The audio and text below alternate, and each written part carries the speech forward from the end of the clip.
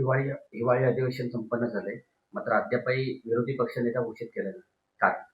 असं आहे की जे सध्या सरकार आहे त्या सरकारचा लोकशाहीवर विश्वासच नाही. त्यांना डॉक्टर बाबासाहेब आंबेडकरांचं संविधानच मान्य नाही आणि म्हणून ज्यांचा लोकशाहीवर विश्वास नाही त्या लोकशाहीमध्ये सत्ताधारी पक्षाच्या बरोबरीनं हा विरोधी पक्ष देखील मजबूत असला पाहिजे.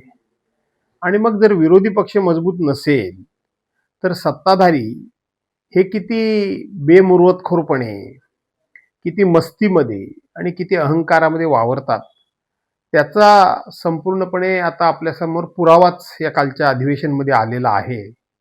आणि म्हणून विरोधी पक्षनेता न निवडण्याचं कारण हे मी पूर्वीच सांगितलं की हे सरकार संख्येनं खूप मोठं आहे, आमदारांची संख्या मोठी आहे, पण यांची पापं सुद्धा खूप मोठी आहेत.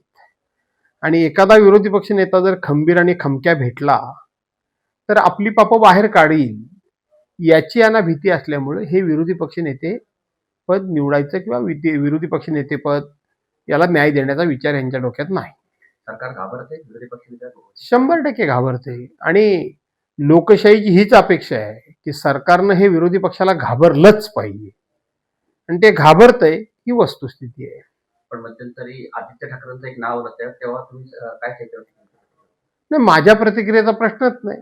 आदित्य ठाकरेंचं नाव आल्यानंतर स्वतः आदित्यनीच पोडियमवर जाऊन सांगितलं की आमचा उमेदवार हा भास्कर जाधव आहे. काही अशा ह्या वावड्या आणि बातम्या जाणीवपूर्वक कोणाला तरी त्या ठिकाणी चिडवण्याकरता, संभ्रम निर्माण करण्याकरता ह्या बातम्या सोडलेल्या आहेत, त्याच्यामध्ये काही तथ्य नाही. काल माणिकराव कोकाटेने राजीनामा दिले. राजीनामा दिला असं काय माझ्या वाचनात कुठं नाही, परंतु त्यांच्याकडची सगळी खाती काढून घेतली आणि राजीनामा जर दिला असेल तर पहिल्या दिवसापासून माणिकराव कोकाटेंच्या पाठीमागं मंत्रिपद मिळाल्यापासून शुक्लकाष्ट लागलेलीच होती. मध्यंतरी त्यांचं खातं काढून घेण्यात आलं, कृषी खातं. त्यांना आता स्पोर्ट म्हणजे क्रीडा खातं दिलं. आता तिथेही त्यांनी जो काही खेळ केला त्या खेळामुळं त्यांना या ठिकाणी राजीनामा द्यावा लागला. थोडंसं काही गोष्टी करताना थोडीशी काळजी घेऊन केली असती तर बरं झालं असतं. त्यानंतर जिल्हा परिषद पंचायत समितीच्या निवडणुका लागणार आहे. वागरमध्ये आतापर्यंत फक्त 2च ठिकाणी उमेदवार जाहीर केले, बाकीचे उमेदवार तुम्ही कधी जाहीर करणार? असं आहे की उमेदवार जाहीर करायचे काही शिल्लक आहेत अशातला भाग नाही, परंतु रिझर्वेशनच अशी पडली आहेत आणि त्याच्यामध्ये माझा प्रयत्न असा आहे की काँग्रेस, राष्ट्रवादी काँग्रेस, मनसे, वंचित बहुजन आघाडी ह्या लोकांना बरोबर घेऊन जाण्याचा माझा विचार आहे. आणि त्यांच्याबरोबर माझी चर्चा सुरू असल्यामुळं काही ठिकाणच्या जागांना अंतिम स्वरूप आलेलं नाही, पण येत्या 4 दिवसामध्ये त्या सर्व जागा आपण घोषित करणार आहोत. 2 दिवसानंतर नगरपंचायतीच्या निवडणुकीचा निकाल लागणार आहे. वागरच्या बाबतीत आपलं तसे ग्वागरमध्ये गेल्या 5 वर्षापूर्वी 7 वर्षापूर्वी जेव्हा निवडणूक झाली तेव्हा अनपेक्षितपणे आम्हाला पराभवाचा धक्का सहन करावा लागला. आमचा दारुण पराभव झाला. गेल्या 5-7 वर्षामध्ये आम्ही त्या विषयावर काही भाष्य केलेलं नाही, पण या वेळेला मात्र निश्चितपणे ग्वागर शहरामध्ये उद्याच्या निवडणुकीचा रिझल्ट हा खूप आमचा आशावाद वाढवणारा आणि आम्हाला समाधान देणारा असेल एवढं नक्की.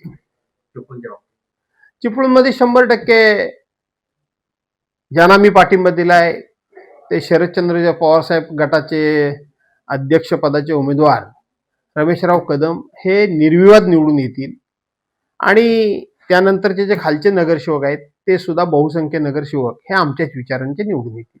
काल वाघाला इन्सिडेंट घडलाय की गरोदर महिलेचे एक नवजात बालक जे घेतलाय ते वरवली शिंदेवाडीतलं आहे. डॉक्टरच्या हलगर्जीपणामुळे ते बालक जागा होतं, तर त्याच बालकाबद्दल आपण काय त्याच्यावरती डॉक्टरवरती कारवाई करण्यासाठी काय पुढाकार घेणार? नाही, डॉक्टरवर कारवाई तर करावीच लागेल, पण 7 वर्षापूर्वी ज्या वेळेला ही नगरपंचायत आमच्या ताब्यात होती त्यावेळेला या हॉस्पिटलमध्ये आमचे सहकारी लोक सकाळ संध्याकाळ जात असत, लक्ष ठेवून असत. अनेक गोष्टी या हॉस्पिटलमध्ये आपण पुरवण्याचं काम केलं. 2-2 ॲम्ब्युलन्स सुद्धा आपण त्या ठिकाणी दिल्या. पोस्टमार्टम रूम व्हावा म्हणूनही आपण प्रयत्न केला. मुख्य इमारत खराब झाली त्यानंतर मागे इमारत दुरुस्ती करण्याकरता डीपीसी मधून पैसे सुद्धा आपण मिळवून दिले.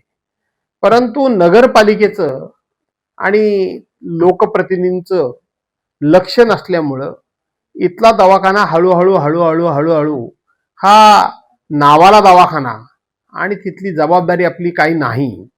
काही डॉक्टर प्रायव्हेट प्रॅक्टिस करतात. काही डॉक्टर हजेरी तिथे दाखवतात आणि चिपळूणमध्ये राहतात.